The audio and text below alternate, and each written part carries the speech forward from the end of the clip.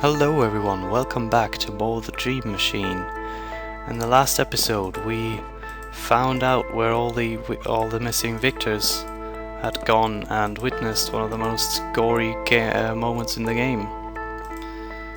Also we met Alicia and she told us to basically leave the dream and keep fighting the machine in the other dreams, so let's do that.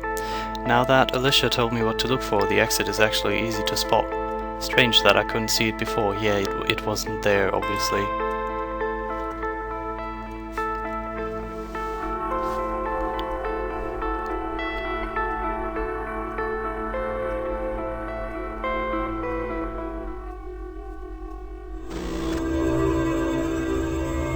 Here we are, back in our apartment. That took longer than I thought, but Alicia should be safe for now.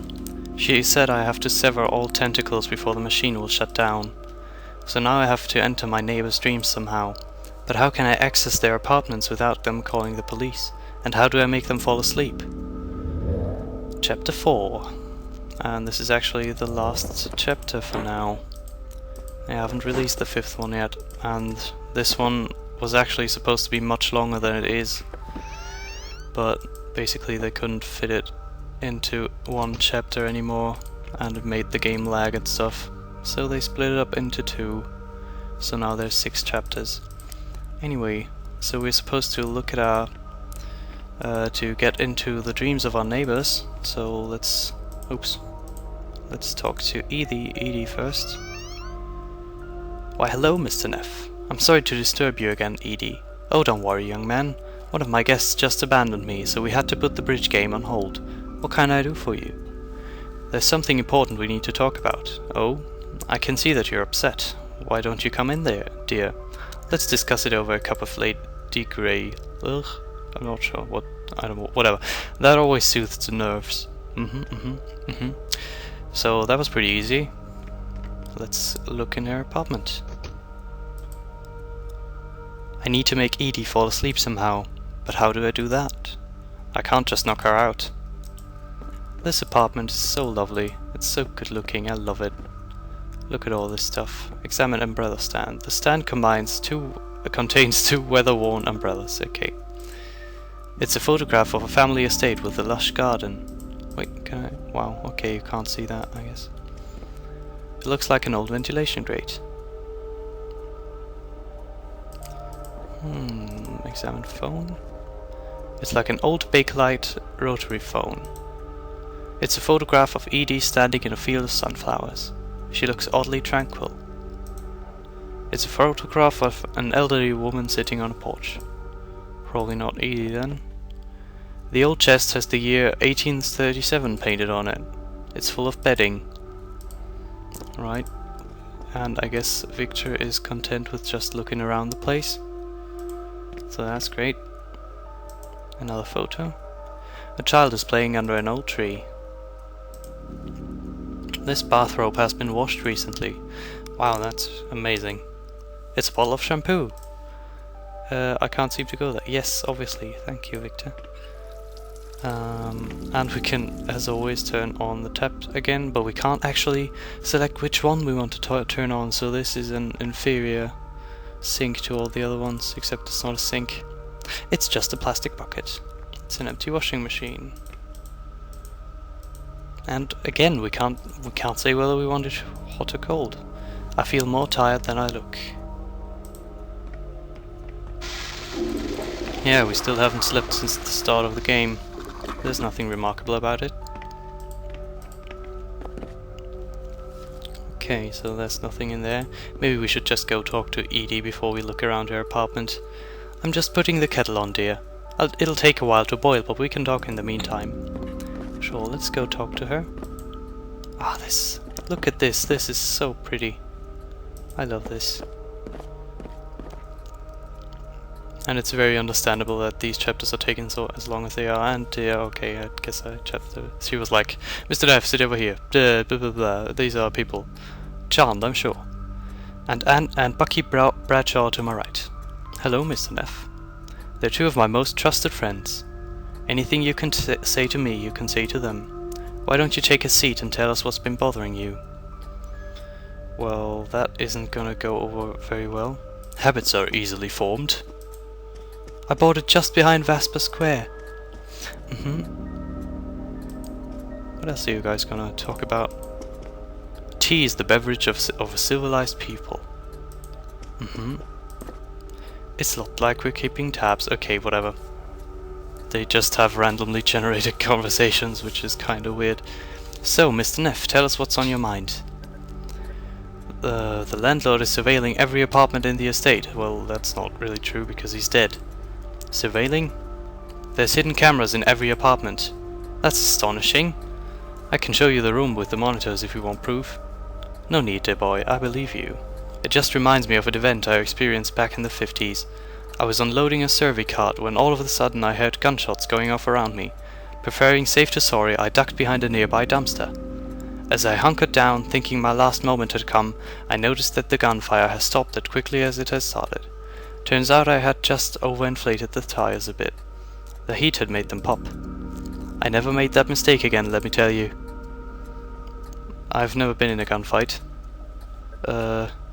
Alright, excuse me. Sorry dear, I guess we trailed off a bit there. Now, what was it you wanted to tell us? Oh dear, this isn't gonna work very well. Mr. Morton was using the tenants to tap into the collective unconscious. Well, that's kind of a silly thing to say. Tapping the collective? The collective unconscious. Is that slang for overcharging on rent? Because I've been suspecting that for years. There's no good reason it should be so high in this part of town. And he hasn't lifted a finger to fix anything as long as I can remember. The stairwell is a safety hazard. And the elevator only works if you grease it up every once in a while. What if we had a fire? Talking about money sets my teeth on edge. Well, alright then. I'm a belt and suspenders type of guy. Jeez. I love the conversations they have. This is just great. There's a lot to maintain in an old house like this. Yeah, I guess no one is listening to each other around here. This is just landlords, bankers and bookmakers deserve their own special place in hell. Alright then. Sorry dear, I guess we trail off, yeah. Our landlord just died in the basement. He died? You mean he's drunk on the job? In my day we called it corpsing. No, he's not drunk, he actually died. Good riddance. They never last, do they? I had a landlord die on me once. He was old and I wasn't actually around when he kicked it. But apparently he shot himself in the middle of the yard. He used a fine caliber birdshot, so it took him a week to die from the injury. They had to guard him in shifts to keep him from pulling the ARV out of his arm. That's horrible. Have you heard about sky burials? I can never tell the difference between gunshots and fireworks. Alright then. I need to put you to sleep and enter your dreams. Is that a form of rhyming slang? You youngsters are so creative. What is that supposed to mean? I have no idea. I want to see you flounder and hear your screams. Why would he say a thing like that? I don't know. It was all I could come up with on short notice. By the time a slang expression reaches us, it'll have been noted in the standard dictionary a long time ago. Alright then. I could use a hot cup of tea right about now. Yes, let me just go get the pot. Good tea always tastes better in a nice cup. I agree. Well, either way you're a winner, darling. Thank you, I must be going. Don't feel like talking? That's alright. Sometimes a cup of tea amongst friends is the best remedy. You know where to find us if you start feeling lonely again. You have to be careful not to overdo it though. That doesn't make any sense. Money saved is money earned.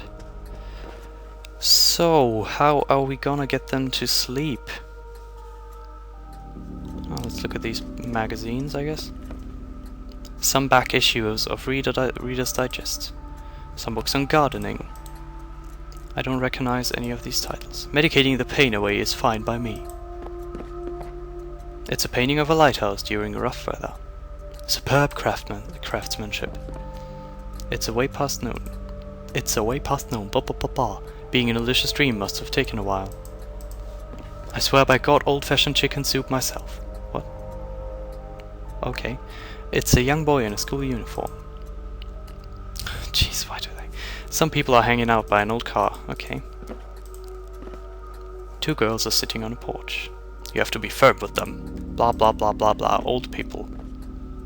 We get it. There has to be some way to knock her out, without alerting the other 2. Alright, we only have to actually knock her out and not the other 2, because she's the only one who actually lives here. That's probably the most modern thing in this kitchen. Pick up the pot, sure, why not? Turn on stove, turn off stove. Examine towel. There's flour and pastry on this towel.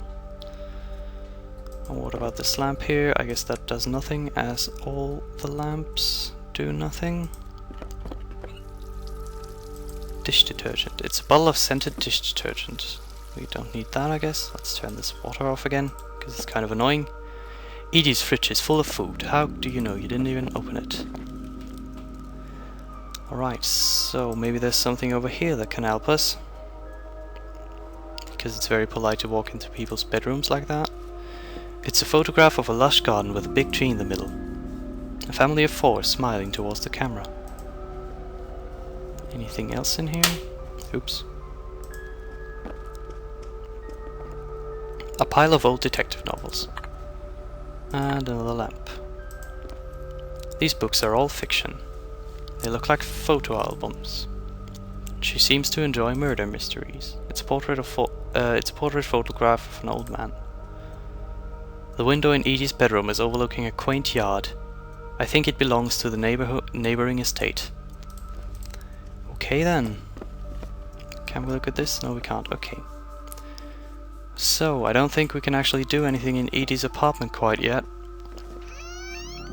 So let's keep looking around.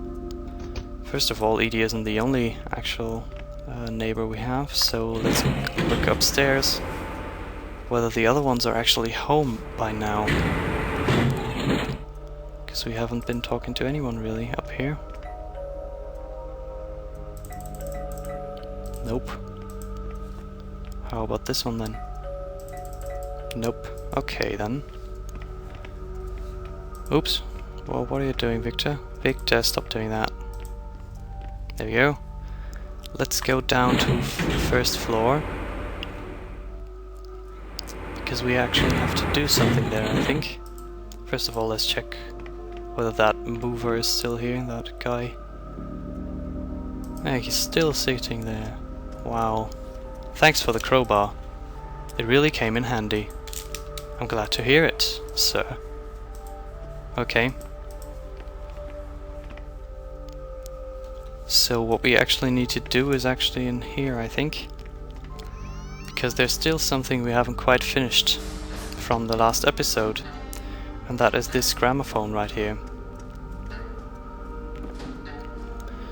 Let's turn it clockwise, let's turn it counterclockwise, let's keep doing that, I don't know.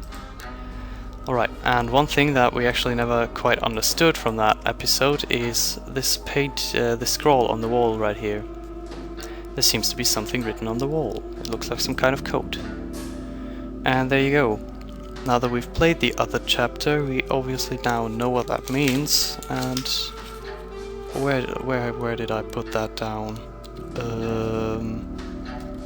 1 sec. This is very professional. Did I put it into this book? Maybe. I don't think I actually have. Nope, I didn't. Oh, here it is. Okay. There we go. Alright, so this means 613. Okay. So this basically means 6 times clockwise, then 1 time counterclockwise, and 3 times clockwise again. So let's do that. 1, 2, 3, 4, 5, 6. 1, 1, 2, 3. There we go. I don't think you can actually open this, even if you already know the combination. You can't open it in chapter 2. He wasn't kidding when he said his apartment extended further in. Further in? I don't know. Okay. Further, I guess. This door has been reinforced. I bet it's protecting something important. This is actually also one of my favorite screens in this. It's so well done. It looks so great. It's just impressive that they did it this way. There's a pool of brown sludge at the bottom of the bucket. Well, that's lovely. Let's turn on this water. Or I guess let's not. The pipe seems to have come loose. Oh, of course it has. And we can pick this thing up now. So now we have a pot and a water faucet. There's bags of fertilizer in here. There's empty ceramic pots in here. What's this? It's a canister of compressed gas. There's bags of topsoil in here. There's mainly gardening equipment in here. Alright. What else can we look at? These books. These books are mainly on topics of farming and gardening. Pick blue petals. Oh yeah, right. We can actually pick all of these petals right here. And there's a book. It looks like Mr. Morton kept a notebook. Well, that's going to be interesting, probably. What about this desk right here? It seems we can mix something in here. Let's pick up the beaker and pick up these pills. Guess there's nothing more we can do right now. Oop. Hello? Hello? Can I leave maybe? Hello? Ah, the game broke again. Well, I'll be right back. There we go, fixed it. Which basically means I played everything again. Hooray! Let's look at this ashtray. There's a lighter in here. Okay, might be useful. Maybe. He had one of these in his kitchen as well. I guess he used to have a lot of hot beverages. It's an amazing observation. Cheers, old fool. Right, what about this keypad? And we need another combination. Oh, that wasn't the right code. Well, obviously. Now, oh, there's more petals we can actually pick. Blue. I already have some blue petals. I guess you do. Right, so there's actually 2 blue flowers. Well, that's interesting. Let's look at Mr. Morton's notebook now. Oh. Right, I guess the first page is empty. I've managed to improve Father's recipe again. Toasting the petals before powderizing makes them a bit more potent, but I have to be careful not to singe them. Any charring ruins the batch. That is an Opuntia L, obviously. And there's something chemical there, I don't know. The ideal way to administer the sleeping agent would be in gaseous form. I'd have to make adjustments to make sure enough transfers across the blood-brain barrier. With a high concentration, I might be able to pump it in under the apartment doors. The patient would have to be quite close to the door, otherwise I'd have to enter the apartment, a risk I dare not take again. Right now it looks like we'll only be able to keep the clinic open for another year or so. After that, we'll likely have to start subletting parts of the estate. Hopefully, this will only prove to be a temporary solution. The experiments on the patients in 2B have so far proved fruitful. Their youngest seems very receptive to the compound's effects, falling into a deep sleep for a full day even on minimum dosage. Unfortunately, this has alarmed the parents who've sought medical advice on several occasions. We will have to suspect further charting until the tension dies down a bit. Door code is A to B. Well, I'm not sure what that's supposed to mean. We have a B here, obviously, but... well, let's keep reading first. Our findings so far. The younger the patient, the closer their dreams appear to the center of the dreamscape. But even an infant is already removed from the core of the dreams. How can we get closer? So they're trying to get to the core of dreams, I guess, which... I don't know if that's a good idea. Father came across the travel diary of an anthropologist who'd encountered a fast-acting poison that induced hallucinations upon ingestion. He traced it to a tribe of hunters who would dip their arrowheads in the sap of local Lophophora to tranquilize the prey. According to his descriptions, the sap was so powerful that it would cause the village to hallucinate after devouring the animals. It took forever to grease all palms to secure a sample, but the sapling should arrive within 5 to 6 months. So that is in Lophophora vulgaris. Plantae, angiosperms, agiocats, blah blah blah, I don't know. Oh, who is this? Given the highly illegal nature of some of these species, I've installed some makeshift security measures to the inner rooms. It's impractical, but hopefully I'll be able to rearrange the apartment into a more comfortable living space soon. I'm currently working on a method of remote deployment. It works, but the patient still has to be quite close to the vent to be affected. Well, this machine we've actually seen before. Powder funnel, vent selector, powder indicator, and gas canister slot. We've actually seen this before in chapter 2, I think. New patient 3A. Willard Morrow. Born May 1985, unmarried. The new patient is set to arrive on Tuesday. He didn't specify any next of kin, but has AIDS over regularly due to his disability. I look forward to seeing how his physical limitations manifest themselves in his dreams. Alright, blah blah blah. Oh, gas proofed enough to... Ooh. Wow. Like, jeez, stop doing that. What? Ugh. Pages. Let me...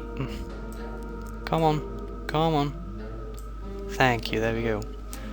Gas proofed enough to suffocate the tenant in 3A. I'm lucky he was elderly, otherwise his death might have prompted uncomfortable questions from her relatives. Wow. So the tenant in 3A died and then this guy moved in after him, I guess. Alright, I think we're gonna actually keep reading this in the next video then. So yeah, bye.